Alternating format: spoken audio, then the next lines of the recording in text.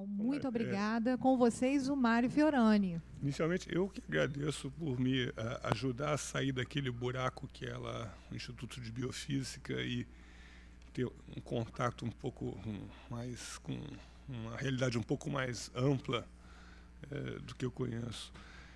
E para variar, quando a Mayra me convida, eu já estou mais relaxado hoje em dia porque eu já estou acostumado. Quer dizer, aquela coisa que você chega assim, peraí, eu vou pensar alguma coisa assim para mim não chegar lá muito estressado, mas chega lá, as coisas vão acontecendo e você... Então é claro que a apresentação do Elael agora há pouco, foi uma coisa que me impactou muito, quer dizer, eu percebi um pouco mais da realidade do que seria esse encontro, quer dizer, tem a ver com bits, arte digital, etc. e tal, mas tem tudo a ver com essa coisa da Universidade das Quebradas, da Heloísa. Então, e é claro que enquanto ele falava, fiquei extremamente impressionado com essa figura maravilhosa, mas sim, eu também tenho a minha contrapartida, quer dizer, uma coisa interessante que, quando eu fiz faculdade de medicina, rapidamente eu descobri que eu gostava da fisiologia e não gostava dos doentes, então eu não seria um bom médico. Eu até trabalhava bem, mas sofria muito com medicina, então fui fazer a área básica. E mestrado, doutorado, e a primeira coisa que eu percebi é que, os pesquisadores são pagos pelo governo, pelo povo, né? Quer dizer, eu trabalho numa universidade federal e a maior parte das pessoas que lecionam na universidade, pelo menos no instituto onde eu trabalho, são pessoas que fazem pós-graduação e fazem pesquisa, fizeram pós-graduação e trabalham com pesquisa, né? E uma coisa que me incomodava muito é que a didática, a parte de transmitir informação era muito pouco valorizada. Eles valorizavam muito mais a pesquisa do que o ensino. E a pesquisa que a gente faz lá no Instituto é uma pesquisa de altíssimo nível e é uma pesquisa de exportação, literalmente. Isso quer dizer o quê? É uma pesquisa que não é consumida no Brasil. Os artigos que eu escrevo, tem 2 ou 3 pessoas no Brasil inteiro que vão lê-los. E lá fora tem uma comunidade muito maior, né? Então, isso me incomodava muito. Então, assim que eu fui contratado como professor, eu via a chance de eu fazer uma diferença. Quer dizer, a contrapartida seria dar aulas de boa qualidade. Quer dizer, uma pessoa que faz pesquisa e trabalha com pesquisa, tem condições de dar uma aula de muito melhor qualidade do que uma pessoa que está como intermediário de uma informação que lê num livro e explica para os alunos e não entende exatamente o que é aquilo que ele está falando, né? E isso foi uma coisa muito importante para mim e eu valorizo muito, né? Tanto que logo o primeiro curso que eu peguei quando eu fui contratado foi o curso de medicina, que são considerada a elite da UFRJ, quer dizer, são os alunos que têm a melhor média, seriam os melhores alunos da UFRJ, né? Eu sempre dei aulas de boa qualidade, mas eu vinha num sistema enquadrado, num sistema que já existia, onde o aluno tem que vir motivado de casa, né? Quer dizer, a motivação do aluno é se formar, ser médico, ser um bom profissional. O professor não tem... Essa era a visão que me era colocada. O professor não tem que ficar motivando o aluno tem que estudar por si mesmo. Ele tem, quer dizer, a função do professor não é ensinar, e sim mostrar a matéria, aprender no livro. Quer dizer, aprender é um processo ativo. As pessoas vão chegar lá e procurar achar uma aula ajuda a balizar a matéria e ajuda a estudar, né? E estava indo assim, a gente tem que ter uma certa carga didática. Eu viajei, quando eu voltei, um dos cursos que eu dava, que era o curso de psicologia, já estava ocupado. Eu fui parar com um curso de educação física à noite na UFRJ. Eu vi, então, o outro lado da moeda. Eu dizia que eu dava aula para a melhor e para a pior turma da UFRJ. Eu dava aula para a turma de medicina e para aquela turma de educação física à noite, né? Essa turma de educação física à noite é composta basicamente por pessoas que trabalham junto com o trabalho tentam fazer uma formação acadêmica, né? E é claro que eu vindo de uma experiência prévia de dar aula para alunos de medicina, montei um curso muito parecido, né? No primeiro período, eu reprovei praticamente metade da turma. Isso o coordenador veio lá reclamar, fizeram uma reunião, me chamaram na reunião, e o que eu fiz? Eu levei para essa reunião as provas, né? E as provas estavam em branco, quer dizer, era uma prova feita com um livro mais simples que tinha, mais básico que tinha, e eu botei aquelas questões extremamente, assim, eram bastante, assim, quase até ridículas, assim, em termos de quantidade, de o que se cobrava da matéria, mas os alunos foram muito mal. Claro que tem excelentes alunos nessa turma, mas a maioria da turma foi muito mal.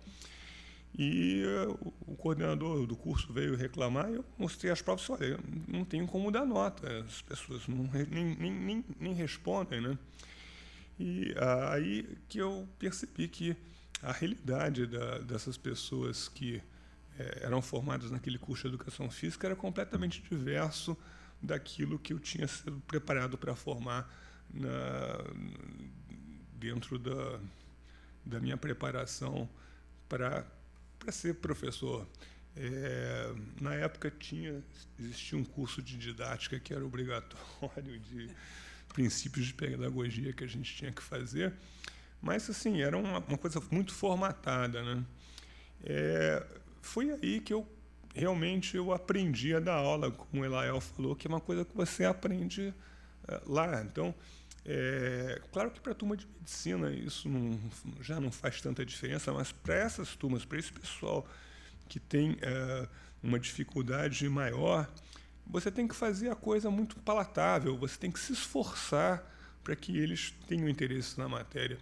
E eu descobri uma maneira fantástica, porque antes de eu começar a falar qualquer assunto, eu provoco a curiosidade deles, eu começo a fazer perguntas. Vem cá, como é que é isso? E rapidamente as perguntas são relevantes, quer dizer, educação física, esportes, tem toda uma relação, você consegue fazer perguntas que são interessantes. Que exercício é melhor para hipertrofia? Esse, aquele? E os alunos ficam, professor, qual que é a resposta? Aí você começa a explicar a matéria e eles chegam à conclusão, né? Quer dizer, mudou a minha maneira de dar aula. É claro que quando eu dou aula para a turma de medicina, hoje em dia eu me esforço para motivar um pouco mais os alunos, mas a quantidade de matéria é maior, então o esforço que você precisa fazer de motivação é menor, mas você tem que se adequar à turma que você está dando aula. É uma coisa que você não pode dar a mesma aula. Inclusive, tinha épocas que eu dava no mesmo dia a mesma aula para as duas turmas. Se você assistisse, eram duas aulas completamente diferentes, não tinha nada a ver uma com a outra, entendeu? E tratando do mesmo assunto, só que endereçando para expectativas diferentes, né, dos alunos, né? E isso é uma coisa que eu acho que é extremamente importante do ponto de vista de didática na universidade hoje em dia, fugir um pouco dos livros. Quando eu logo que eu comecei a dar o curso de medicina, já me botaram de coordenador, aquela coisa que ninguém quer e você gosta de dar aula. Então, fiquei coordenador 5 anos lá do curso de medicina. Mudei completamente o currículo do curso, num formato que é o formato dos livros atuais. Quando eu comecei, o livro era do Mountcastle, que era assim, um livro quase do século retrasado, né, que era a base da nossa fisiologia. E isso foi uma experiência bastante compensadora, no sentido de que o salário que o povo brasileiro me paga, eu consigo fazer com que haja um retorno mais direto para essa população do que simplesmente a pesquisa que eu faço, que é basicamente direcionada para um público estrangeiro. Bom, agora eu vou voltar mudar um pouquinho de assunto, que a gente pode ficar nessa interface, mas falar daquilo que eu imaginei inicialmente falar quando eu vim aqui, quando eu fui convidado para vir aqui, que era essa coisa, que a Mayra manda o título e depois um monte de e-mails de pessoas falando um monte de coisas que eu não conseguia entender o que estava acontecendo ali. Aí, de repente, me veio umas estatísticas assim, de que o que os alunos querem. Aí você começa a olhar, não, eles querem arte, digital, tecnologia. Eu falei assim, o que eu vou fazer lá? Eu trabalho com sistema visual, mas eu trabalho com biologia. Bom,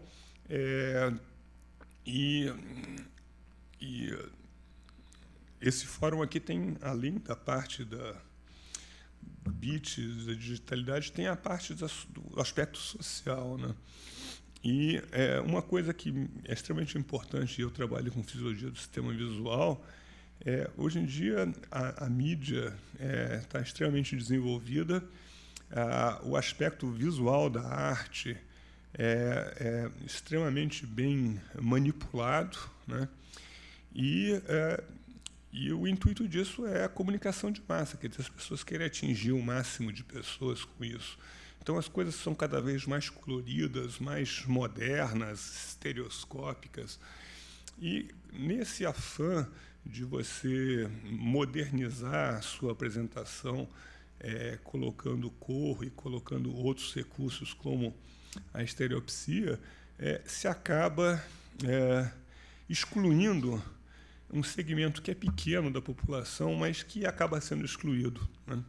Então, por exemplo, eu trabalho com uma das linhas de trabalho que eu faço é percepção de cor, e que são os daltônicos, né? Quer dizer, cerca de 4% da população masculina não enxerga cores, quer dizer, confundem o verde e o vermelho, que já é um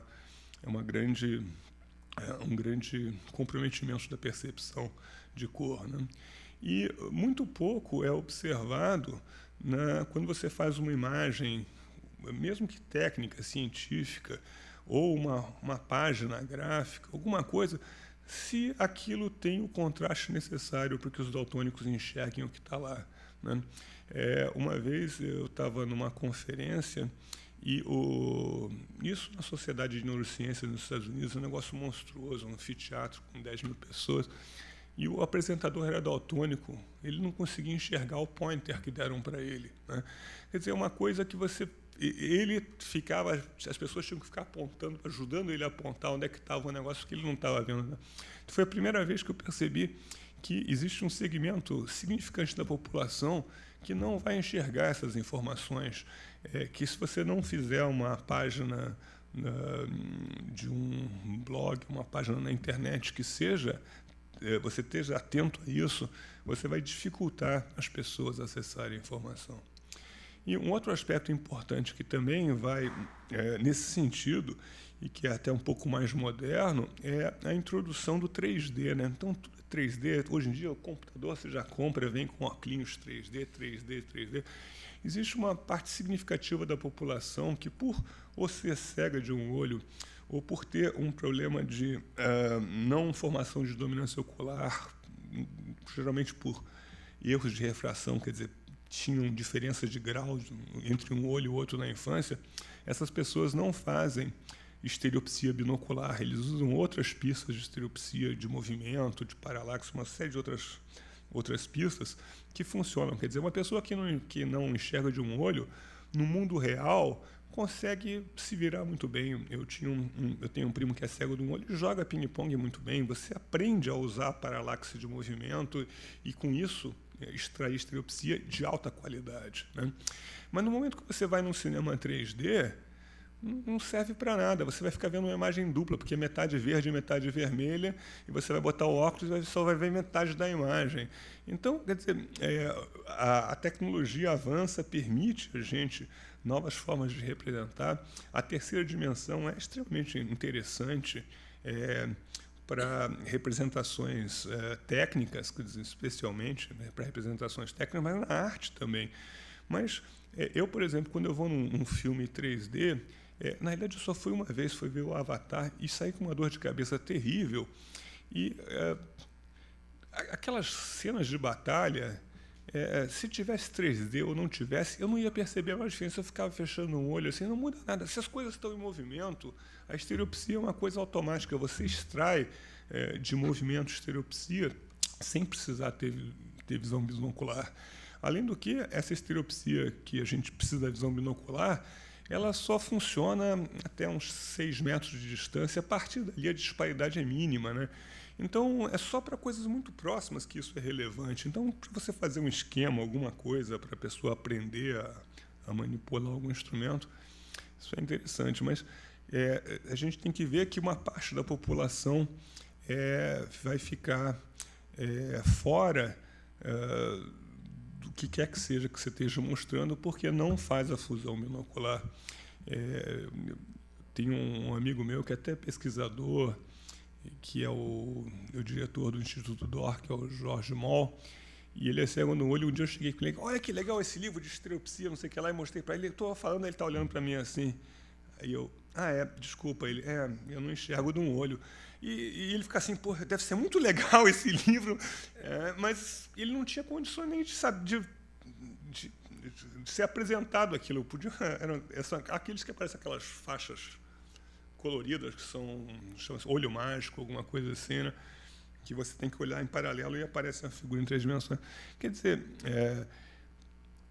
acho que isso é um aspecto também que tem que ser pensado. Quem trabalha com comunicação visual, até mesmo com arte, tem que levar em conta que existem pessoas que, por ou deficiência de percepção de cor, ou estereopsia, ou eventualmente até outros déficits que eu não consigo lembrar aqui agora, vão ter um acesso prejudicado àquela arte, àquela informação, consequentemente vão estar excluídos.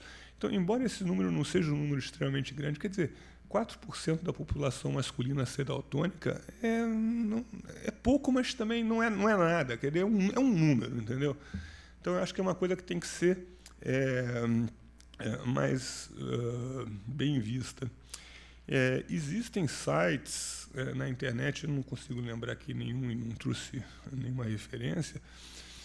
Tem um site, por exemplo, que você bota qualquer imagem lá e ele te devolve aquela imagem processada de como um daltônico, para verde, vermelho ou para azul, os diversos tipos de daltônicos estão vendo aquela imagem que você mandou para lá. E a ideia deles é ajudar o pessoal que constrói homepages a fazer uma página que seja politicamente correta para as pessoas que têm deficiência de percepção de cor, né? Então, eu acho que isso é uma política interessante e relevante, e eu acho que as pessoas que trabalham com isso têm que ter sempre isso lá num cantinho da cabeça, para não serem surpreendidos um dia mostrando uma grande coisa na demonstração, alguém levanta o braço, olha, eu não estou vendo nada, entendeu?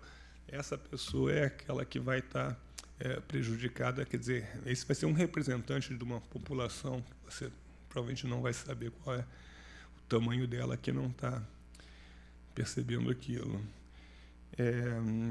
Eu estou aberto a qualquer pergunta.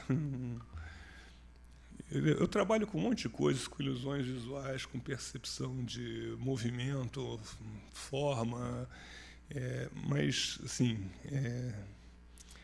normalmente, para falar com ilusões visuais, eu preciso de mais tempo. Normalmente, a Mayra me dá 10 minutos, eu consigo gastar 20, depois ficam mais 20 de discussão, aí eu me sinto completamente constrangido. Então, dessa vez, eu preferi não trazer nada. Por favor.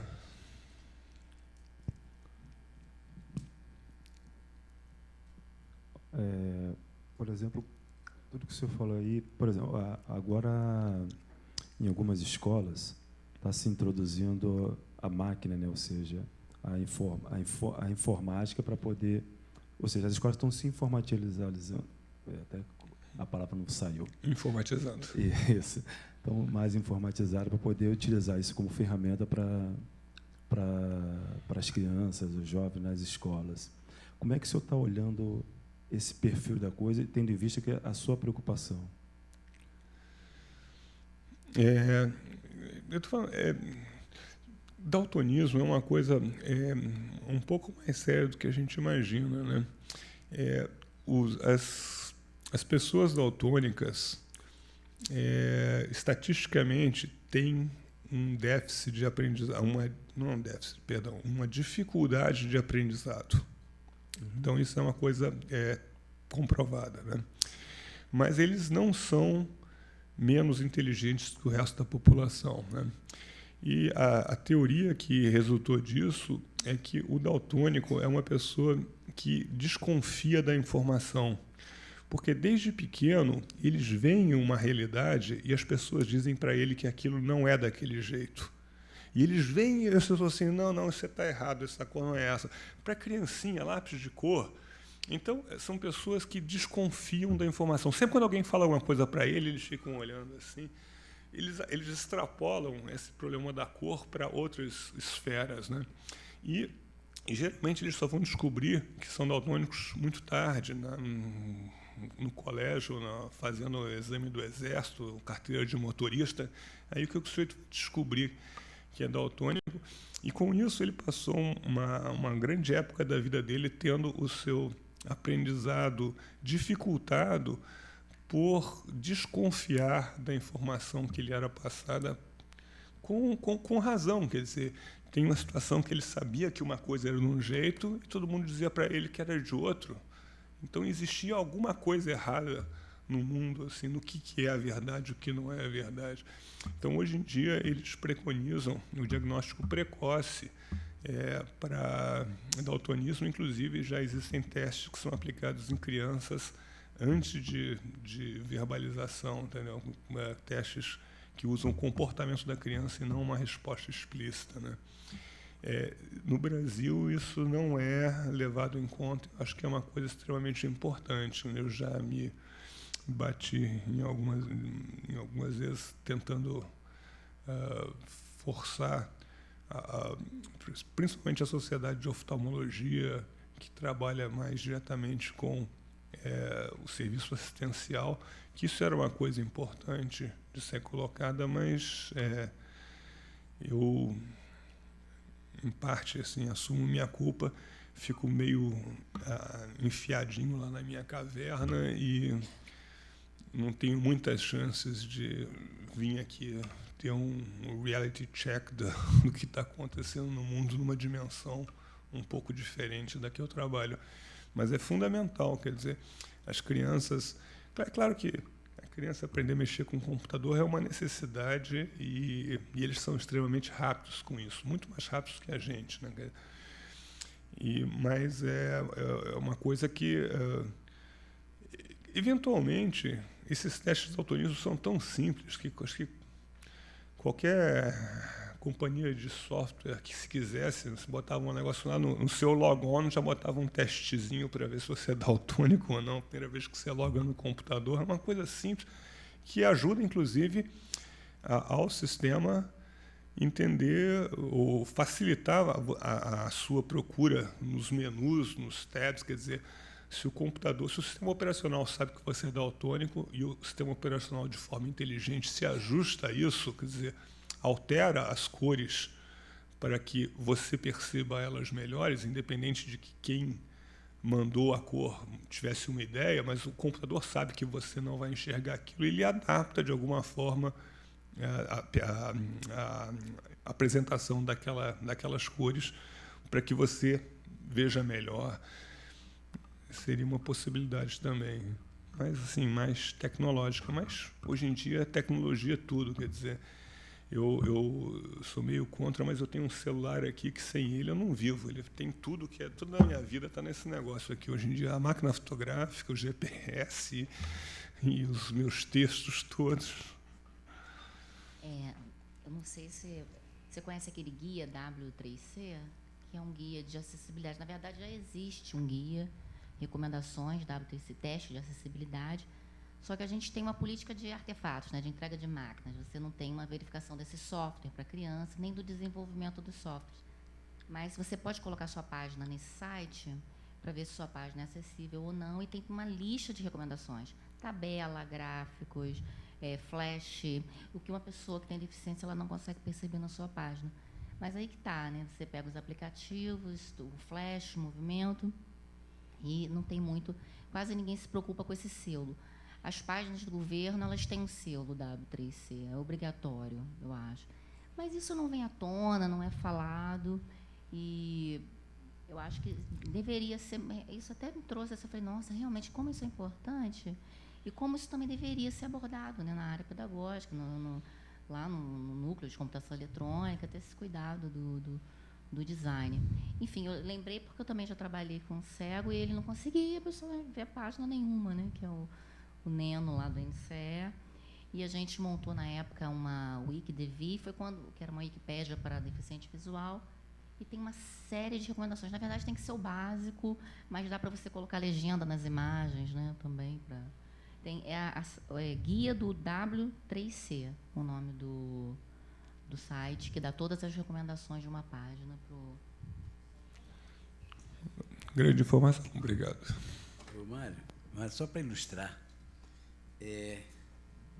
eu sou designer, né? Mexo com fotografia, mas sou designer, comunicador visual. E eu dou aula no Fundão na área de projetos. E são 2 tipos de projetos. Projetos onde envolve sistemas de sinalização, né, que é a comunicação na parte de transação das pessoas nos ambientes, e projetos de imagens gráficas de representação corporativa.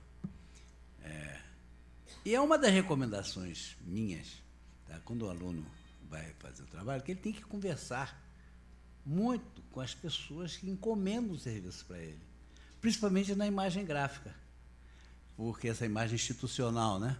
Porque você tem que perguntar delicadamente, essa cor lhe agrada, e botar justamente cores que são complementares, que criam daltonismo, para a pessoa saber, para ela poder ter informação, tá? Porque eu tive esse problema, um trabalho que eu fiz profissional, uma firma bastante grande, eram 3 sócios, e apresentei o trabalho, sucesso, maravilha. Daí um dos sócios falou assim: eu não estou vendo,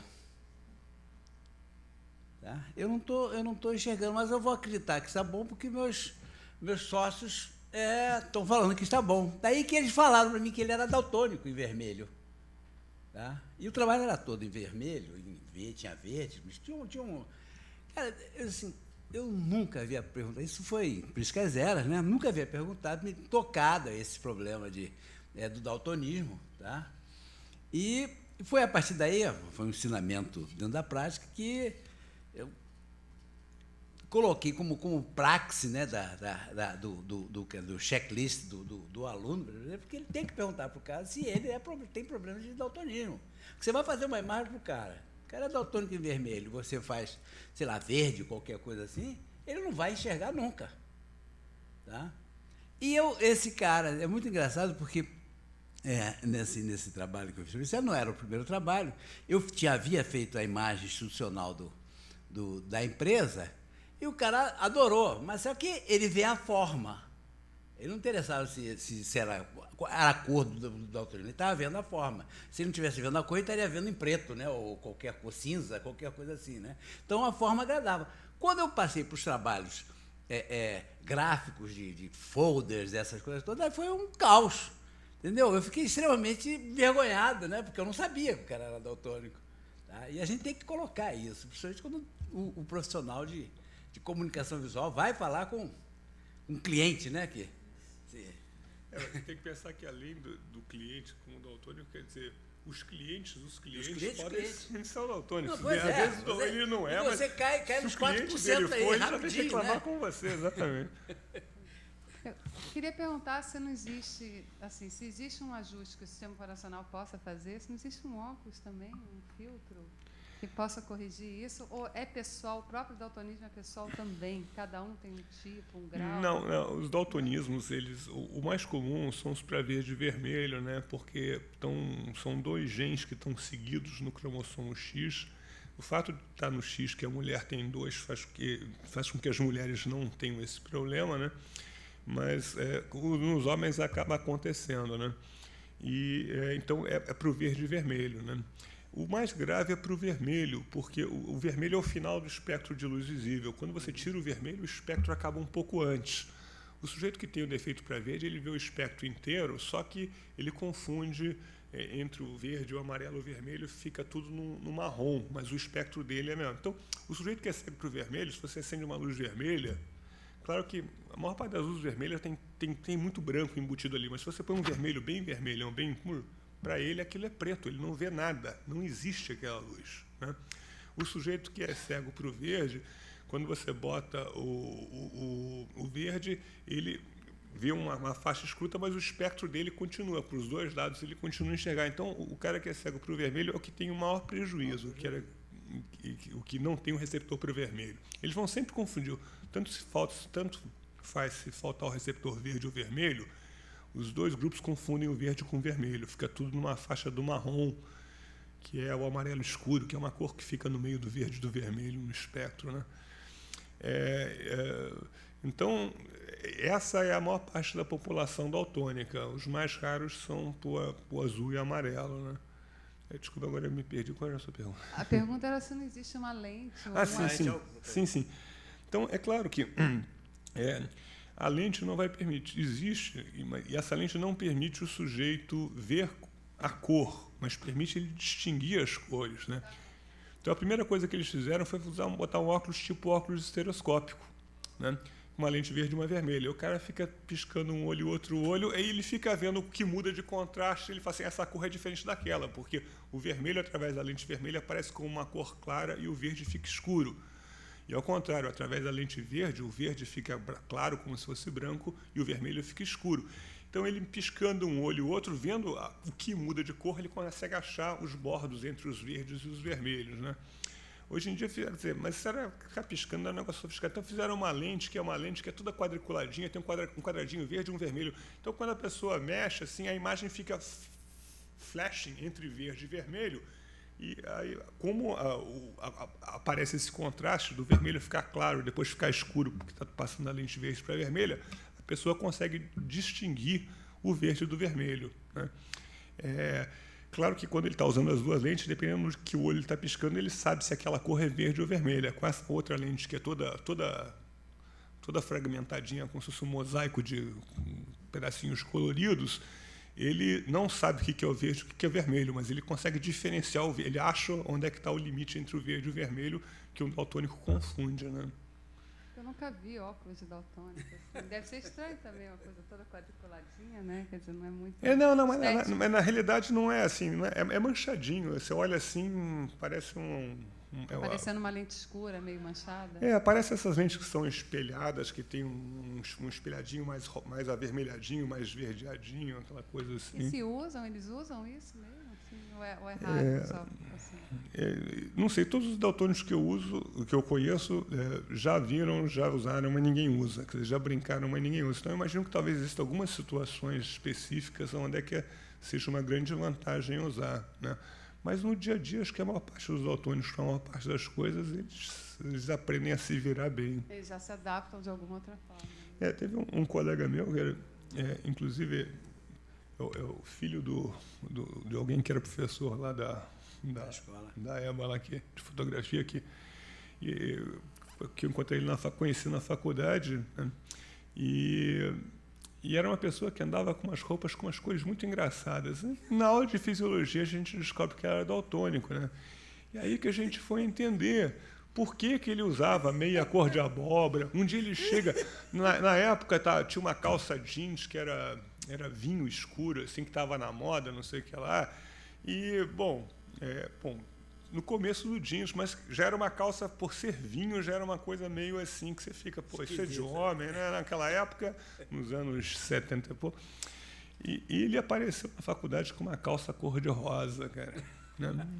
Aí caíram em cima dele, não, mas é igual a tua, eu não sei das coisas.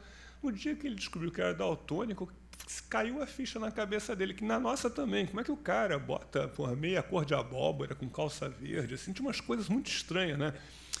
E com isso ele começou a perguntar, né? Mas o problema é que a gente continuava incentivando ele. Ele chegava, isso aqui está combinando? A gente, claro que está. E tinha uma certa pilheira dos colegas, né? Mas assim, é uma coisa assim que é difícil de perceber. Na faculdade, com 18 anos de idade, você não ter percebido que você era daltônico é complicado. Me diz uma coisa aqui, o Mário. A curva do olho, o espectro do verde é o maior, né, no ser normal, né? Então, principalmente na fotografia, é o verde que predomina. Entendeu? O verde é a cor que tem o maior brilho relativo. Relativo, das é o que cores, mais distingue, né? Nós enxergamos muito mais verdes, né? Então, por isso ela é uma curva mais certinha, é uma coisa, tá? O verde que canário, o verde nós temos essa distinção. Como é que fica para esses caras que são autônomos? Como é que entra essa curva, hein? É uma pergunta meio esquisita, mas é que... Não. É porque quando você faz fotografia preto e branco, tá? Isso aí é muito forte, entendeu? Sim, Porque nosso olhar no preto e branco, ele vai ser decupado todo em preto e branco e cinza. Né? E é o verde que dá toda essa... Todo o sistema de representação para a cor que a gente usa hoje em dia, quer dizer, os pigmentos, as tintas, o fósforo dos monitores, ou os filtros que eles usam nos LCDs hoje em dia, né? Tudo isso foi desenhado para o ser humano, né? E, quer dizer, cor e comprimento de onda são duas coisas completamente diferentes. Físico, se tiver algum aqui, trabalha com comprimento de onda. Cor é uma outra história que tem a ver com percepção humana, né? Então, tem até uma frase bonita do Schopenhauer discutindo com Goethe, dizendo que o Schopenhauer teve essa sacação, assim, a cor existe porque a gente enxerga. E a resposta do Goethe é assim, não, você existe porque a luz te enxerga. Quer dizer, era uma visão completamente física, completamente externa à percepção humana. E tudo que a gente trabalha de cor hoje em dia é baseado no padrão CIE 76, que foi uma convenção. Mas o que é interessante é que antes de a gente saber que nós tínhamos 3 receptores, que a gente chama de RGB, mas que na realidade é para comprimentos curtos, médios e longos, porque não são exatamente o verde, vermelho e o azul, né? Os físicos já sabiam disso. Quer dizer, brincando com luz, você projetando luz verde em cima da luz vermelha, da luz amarela. Para quem está acostumado a mexer com tinta, isso é completamente anti-intuitivo, que tinta é subtração de cor, não é adição de cor como você faz com luz, né? E os físicos brincando com isso, assim, olha, nós temos 3 receptores e são esses, verde, vermelho e azul, porque, claro, com essas cores você compõe tudo, né? E, hoje em dia, a televisão, quer dizer, qualquer coisa que você faça, você vai pegar uma televisão, padrão RGB, você quer botar alguma coisa, e nos canhões isso é linear. Quando você bota, supondo que você varia os canhões de 0 a 255, os valores, né? Você vai variando isso linearmente, a intensidade varia linearmente. Quando, na realidade, a quantidade de energia que tem que ser colocada no monitor é uma função exponencial, logarítmica, né? Então, quer dizer, tudo que a gente está acostumado a mexer com cor foi construído com base na percepção humana. E eu falo isso para os meus alunos, eles falam assim, mas isso não é intuitivo? Eu falo assim, claro que é. Você vai brincar com o monitor, que é a adição de cor, é RGB. Quando você vai para a impressora comprar cartucho, que cartucho que você compra? Cian, magenta e yellow. Você vai trabalhar com subtração de cor. Quando você soma as 3, deve dar preto. Mas para gastar 3 pigmentos para fazer preto é uma burrice. Então, a impressora enfiaram um preto ali no meio que você imprime o preto sem precisar gastar os outros pigmentos. Mas é isso, quer dizer, o nosso mundo moderno, ele foi construído para pessoas tricromáticas viverem nele. Se você pegar para uma máquina e mostrar as coisas que a gente enxerga, qualquer máquina vai falar assim, esses caras são completamente daltônicos. Por quê? Se eu pegar uma luz amarela de 255 nanômetros, tá? E depois aqui do lado eu projetar luz verde com vermelha, uma em cima da outra, qualquer máquina olha e fala assim, aqui tem 255, aqui tem 400 e tanto com 700 e tanto, tá? Só que o humano olha para aquilo e vê um amarelo idêntico ao outro, né? Nós somos daltônicos, a gente vê as cores de uma forma muito particular, né? Tem um desses sites assim que é muito bonitinho, na apresentação do site, são 9 bolinhas roxinhas assim, né? Você olha, são todas iguais, e do lado tem a composição espectral de cada uma, são completamente diferentes. Ou seja, para nós, aquelas coisas que qualquer máquina faz assim, são 9 bolinhas de cores completamente diferentes, para nós humanos são a mesma coisa. Então, a nossa visão é uma visão a nossa percepção é uma percepção baseada numa amostragem de apenas 3 canais de cores do mundo, e com isso a gente constrói tudo e acha que está vendo todas as cores. Então esses 16 bilhões de cores, nós não enxergamos esses 16 bilhões. Aí que tem, isso é tudo relativo, quer dizer, se você vê o quanto você consegue separar, né, que é o que eles fazem, né, quer dizer, eu pegando dentro de uma mesma cor, eu vou variando o brilho e vou vendo as separações, depois comparando entre cores, né, você vê que a gente consegue perceber uma gama enorme de variações, tá? E é claro que as mulheres melhores que os homens têm diferenças, mas esses números não são absurdos, não. Quando você vai trabalhar com 16 bits, 22 bits de profundidade de cor no computador, isso, para algumas pessoas, faz uma diferença boa, para outras não. Eu sou péssimo, assim. Uma vez eu estava fazendo um negócio desse de cor, que é classificar botar aquelas pastilhinhas em ordem, assim, eu estou fazendo assim, aí está a Juliana que trabalha no meu laboratório, você está fazendo errado. Eu falei, pô, você está roubando o teste, quer dizer, eu estou fazendo certo, eu estou fazendo para mim, não é você, entendeu?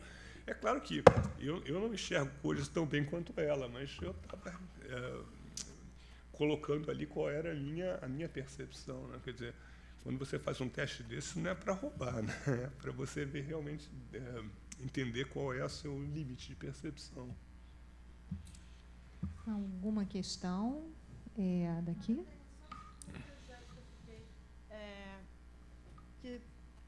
Assim, a gente sabe que, por exemplo, os esquimós vêm vários tons de branco, e eu queria saber se existe algum tipo, agora eu só fiquei curiosa mesmo, para saber se existe algum tipo de estudo para ver até quanto que é cultural essa percepção e até ponto que essa percepção é biológica ou é fisiológica.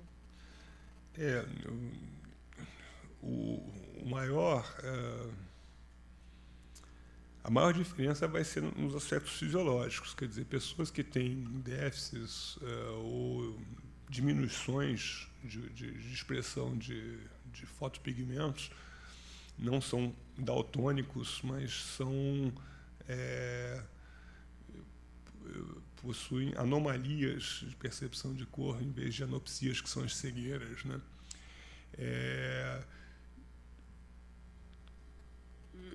Existe um aspecto como é que se fala, aprendido, quer dizer, existe um fator genético que é importante, existe um aspecto que é aprendido, né? Parece muito com o sistema de indexação de cores, quando você faz bitmaps, né? Quer dizer, o bitmap você tem 255 cores. As 255 podem ser todas verdes, né? Você pode escolher que 255 cores você quer representar. Então, se eu quero representar uma coisa que tem todas as cores, eu tenho que usar cada cor. Eu tenho só 255 cores, então eu preciso de pegar a minha paleta e botar todas as cores nessas 255. Se eu estivesse fazendo uma imagem de uma floresta, que só tem verdes com alguns marrons, eu posso ter 255 valores de verdes diferentes com alguns marrons e vou fazer uma cena com melhor qualidade. Então, o ser humano ele é capaz de aprender a diferenciar de acordo com a necessidade dele. Quer dizer, isso serve para reconhecimento de forma, percepção de cor, de contraste. Tudo isso pode ser melhorado com uma experiência, mas essa melhora é funcional, é discreta, mas já faz uma boa diferença, né? Agora, sobre essa ideia do esquimó, eu não tenho muita certeza se isso é verdade ou não. Eu nunca fui olhar para isso. Eu sei que o exercício melhora a sua capacidade de discriminar, com certeza. Ele bota 256 tons de cinza, em vez de 256 tons de cinza, são 256 tons de branco. Né? Não, tem que ter alguma variação ali, né? Mas, e tem a ver com as necessidades comportamentais de cada um. Deve ser fisiológico. Porque uma coisa interessante, sim, com certeza, é que, por exemplo, eu trabalho com um primata que é o macaco cebus, que é o macaco prego endêmico daqui da América do Sul, e os machos são todos dicromatas, são todos daltônicos, certo? E as fêmeas são tricromatas, tá? Só que eles têm 4 pigmentos em vez de 3. Então, eles, na faixa do verde existem 2 variações, então eles têm um aspecto muito maior de possibilidades de percepção de cor, né? E uma das ideias que se tem, por que isso ficou preservado, né? Eles acham que é um aspecto, pode ter a ver, isso é especulação, com os aspectos comportamentais, porque o macho ele é responsável pela defesa, tá? O daltônico, a maior parte das camuflagens usam como base cor, né? Tanto é que durante a Segunda Guerra Mundial eles colocavam daltônicos nos aviões de guerra, dos bombardeiros, para ver as camuflagens, que os daltônicos, como estavam vendo em cinza, eles só veem os patches, e a cor não atrapalha eles, né? Então, a ideia é essa. O macaco macho, que é quem é responsável pela defesa, a fêmea mais pela alimentação, é muito mais importante para ele achar uma cobra no meio daquelas folhas do que achar a maçã vermelha na folha verde, porque quem faz isso é a fêmea, tranquilamente, né? E o fato dele olhar para o negócio, para aquele monte de verdes, e ver a cobra lá no meio das folhas, seria uma vantagem para ele, né? É como esses números que são as tábuas de Shihara, que são números que parece que é feito de confetinhos coloridos, que tem um número ali no meio, né? Isso é construído que o daltônico vê um número diferente. Ele não diz que não está vendo nada. Então, o daltônico fala assim, não, eu estou vendo o número 5. Você fala assim, não, mas era 6. Quer dizer, você não fala que é... O teste é para não deixar o cara constrangido. Se ele acha que não está vendo nada, ele acha que tem um problema. Ele vê um outro número, né? Então, essa situação é interessante porque o daltônico é tido como uma pessoa que enxerga menos. E, em geral, sim, ele tem um déficit em relação ao resto da população. Mas existem situações onde ele enxerga mais do que as outras pessoas, porque ele vê coisas que os outros não veem. Então, quando ele olha para aquela tábua de Shihara e ele vê um número diferente do que uma pessoa tricromata vê, ele está vendo a mais do que você. Ele está usando o brilho para ver aquele número e não a cor. A gente, tendo cor e brilho, a gente usa a cor para distinguir as coisas muito mais do que o brilho, né? Então, quer dizer, o fato das pessoas serem daltônicas, sim, são diferentes e, na maior parte das vezes, eles têm um prejuízo, mas, em algumas situações, eles têm um ganho em relação a uma pessoa tricromata normal.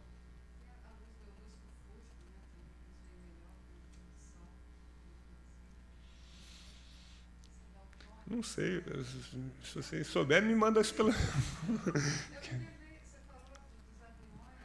Não, porque quando você está fazendo a adaptação do claro para o escuro, existe uma coisa chamada shift de Purkinje, que o seu pico de sensibilidade sai do verde e começa a ir para o violeta, né? Então, se você está olhando um jardim de noite, no entardecer,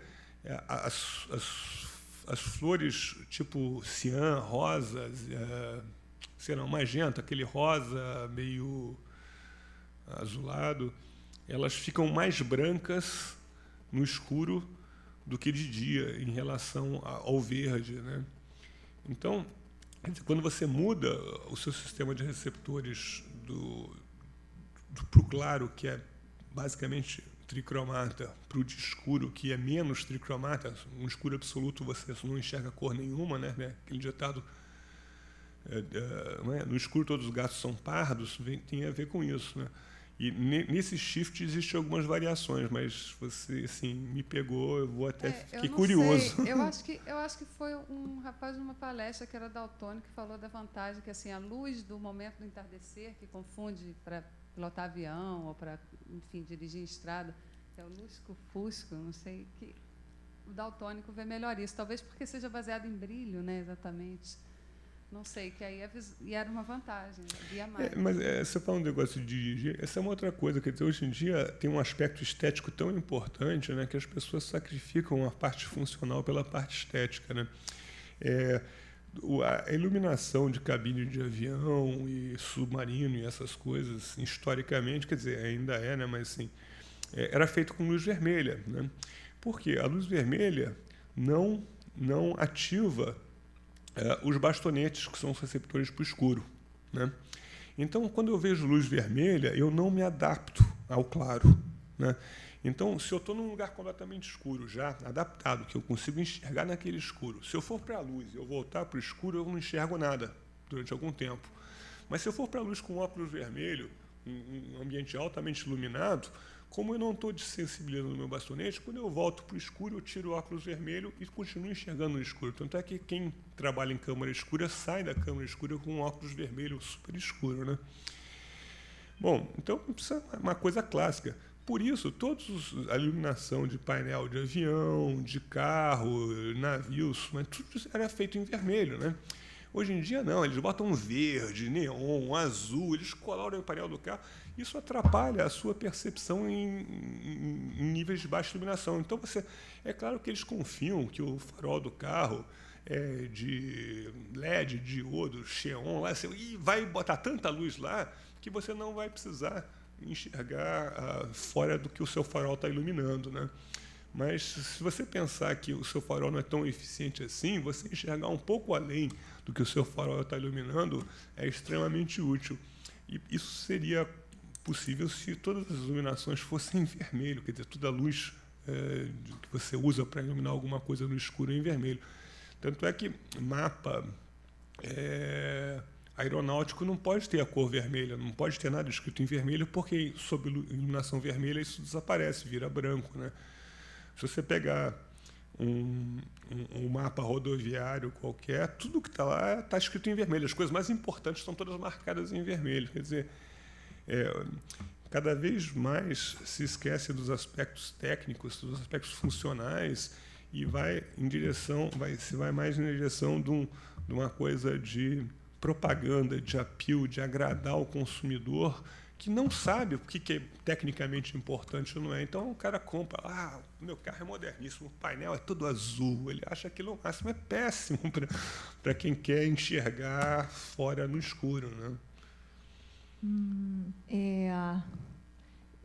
Eu vou fazer uma questão que eu já me sinto respondida pelo Celso Guimarães e gostaria de ver a contraparte na visão sua, Mário, que o Celso colocou com outras palavras, mas pelo que eu entendi, se eu estiver errada, Celso, você me corrige, que as coisas banais elas são transformadas em artífices de mudança dentro do mundo digital.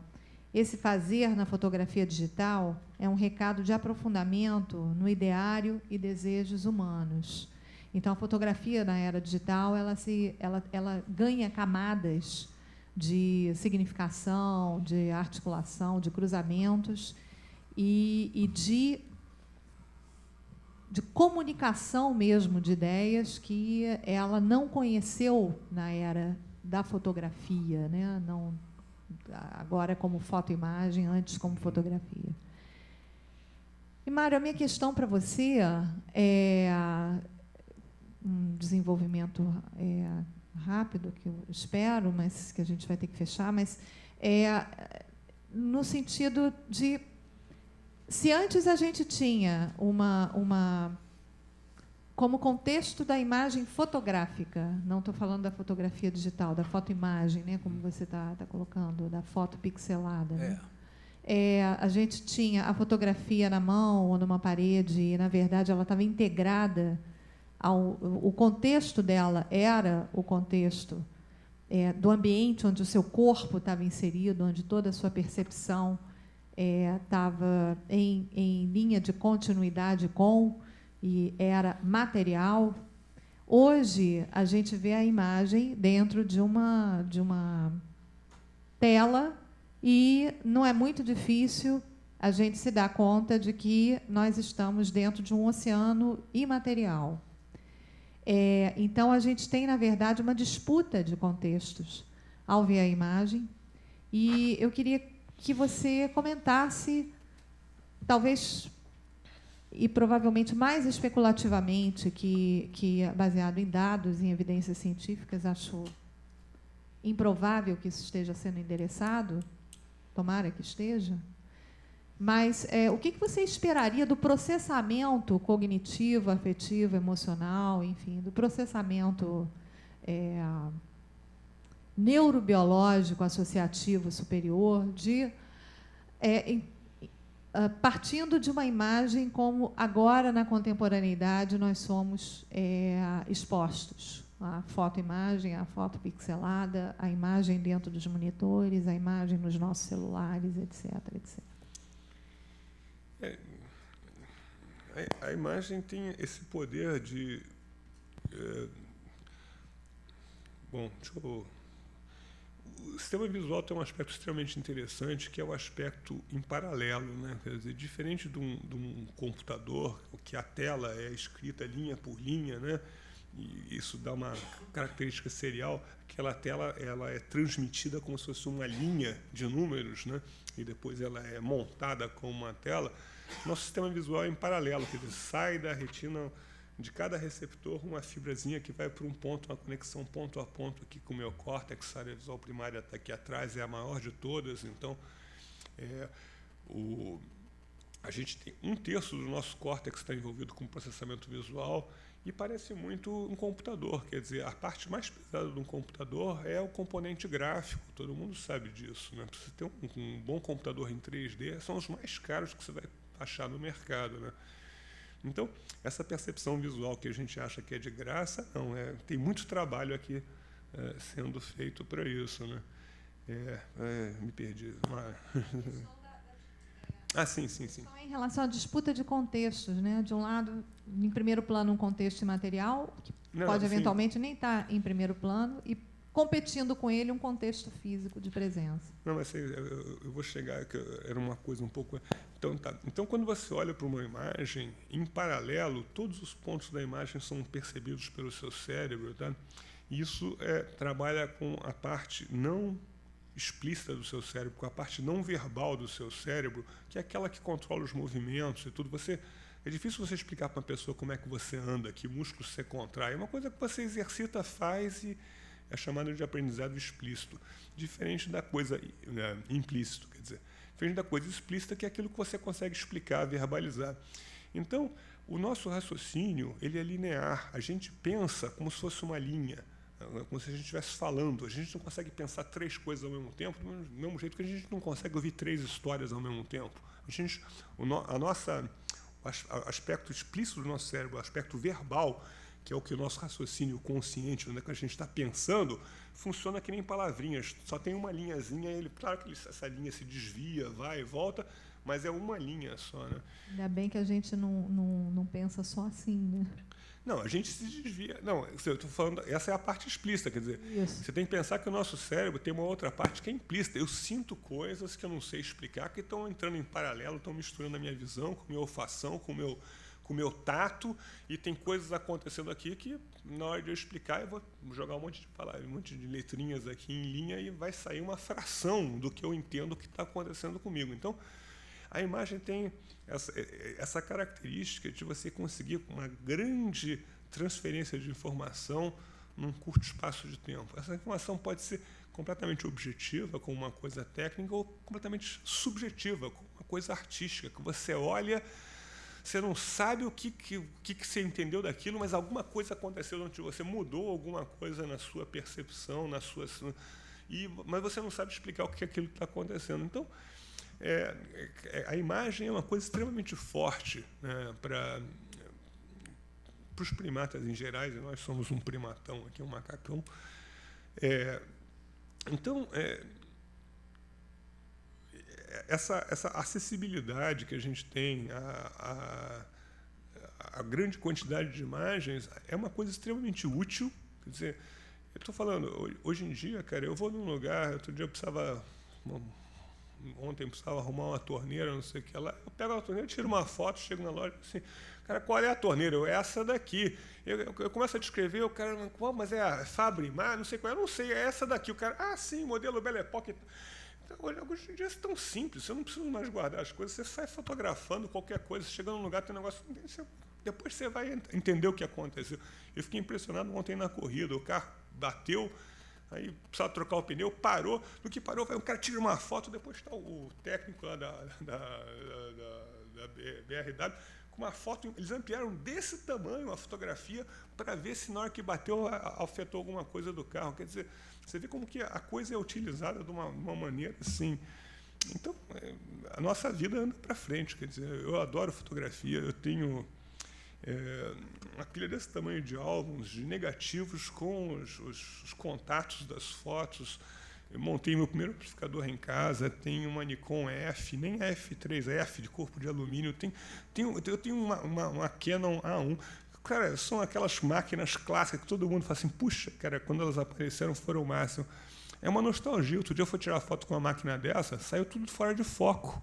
Eu não sei mais focar, cara. Eu não sei mais, eu estou acostumado a apontar e apertar. Tem que fazer assim. Japonesinho na tua máquina. Não, também você tem que pensar que eu já não enxergo direito. Então, quando eu olho lá dentro, aquele prismazinho, eu acho que eu não... Mas eu não prestei... Na realidade, eu acho que eu não prestei atenção que eu tinha que focar. Né?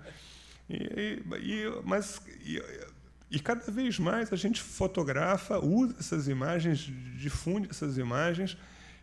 Eu sou de uma época onde a gente guardava, quando eu era criança, as poucas fotografias que você tinha era uma coisa extremamente importante. Hoje em dia, metade das fotos que eu tirei no meu celular, nem eu mesmo, 90%, nem eu mesmo nunca fui olhar para elas de novo.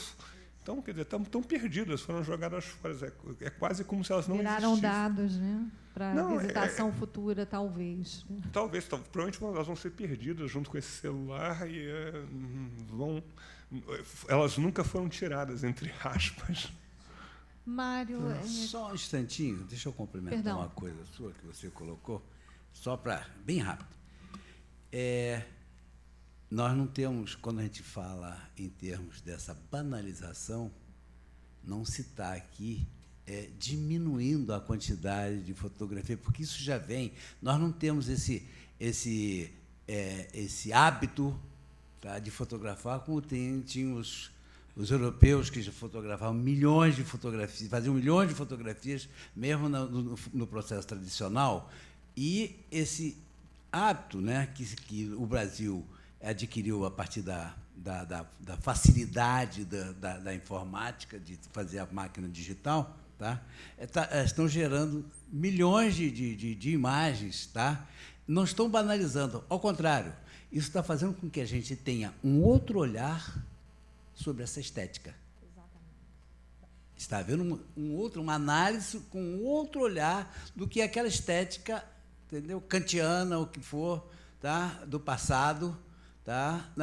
Nas imagens que são realizadas hoje em dia.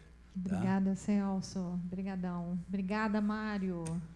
Muito, muito bom.